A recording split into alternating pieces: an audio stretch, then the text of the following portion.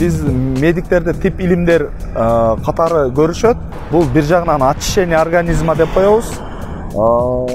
Бүт органдар бир сыйра перестраиваться этип, тазаланууга жана мынандай нагрузкадан арылуусуна аябай положительный жактары бар да, орозонунчу. Биринчисинен желудочно-кишечный тракт деп коебуз. Органдар, мисалы ашказан, ичегилер жагынан булар разгрузкага подвергаться этет. Эми кыргызчасы ашказан без нагрузка иштейт, бош болот.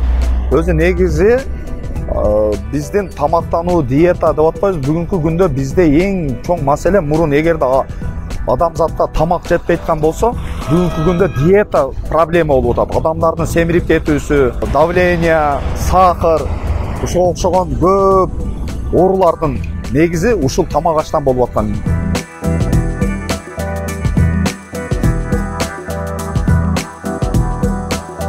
Орозонун положительный жактары аябай көп. Сахарный диабеттерге деле, гипертония, мисалы давлениясы бар адамдарга деле, ашказан оорукчандарга деле орозонун пайдасы аябай көп да. Себеби тамактын көлөмү биринчисинен азаят, экинчисинен керектүү эле гана жери организм өзү сиңире турган момент бул. Бир ай организм мобилизацияга учурайт.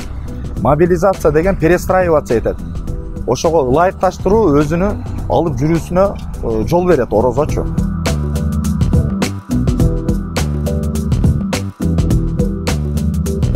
Кармабай турган учурлары бар. Мисалы үчүн ошол эле сахарный диабет, инсулин зависимый форма деп коет. Инсулин алып аткан мезгилде ошол адамдарга өзү каршылыгы бар, орозонун кармоого каршылыгы бар. Болбойт. Давлениясы бар адамдар, утур таблетка ичип турган адамдарга, мисалы үчүн операцияны кечегинде бир ашказанын операция жасалып чыккан адамдарга, леченияга муктаж адамдарга, жүрөгү оорукчан адамдарга, алсызданып жаткан пастелдеги адамдарга орозо каралган эмес.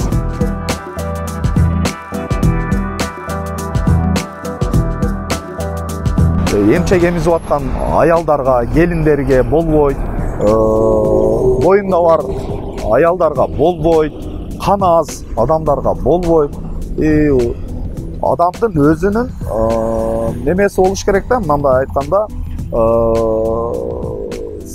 силасы, мындай айтканда күч, дарамети болуш керек. Орозону кармаганычы, орозону жөн эле кармап, диета катары кармап койгон туура эмес. Буну кыйнабаш керек. Орозонучу адам кеңири өзүн свободно чувствовать этиш керек.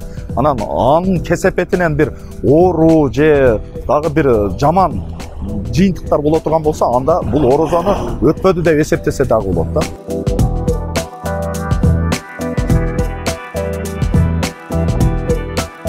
Орозондо ооз ачар мезгилде аябай жакшы бул мына финики деп коебуз. Финики менен ачсак болот. Ошол эле хурма. Медицина тилинде бул хурманы обволакивающее средство деп коет да, мындай ашказанга пайдалуу.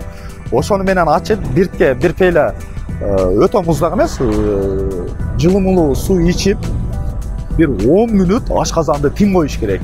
Ысык тамак жебей, 10 мүнөт ошол мезгилди выжидать этип өткөзүп берип, андан кийин секин нагрузкасыз тамактануу керек да. Сразу эле ашказан пустой мезгилинде эле бар жокту батырып алсак, ашказан кыйналып сиңирүү процесси жүрбөй калат.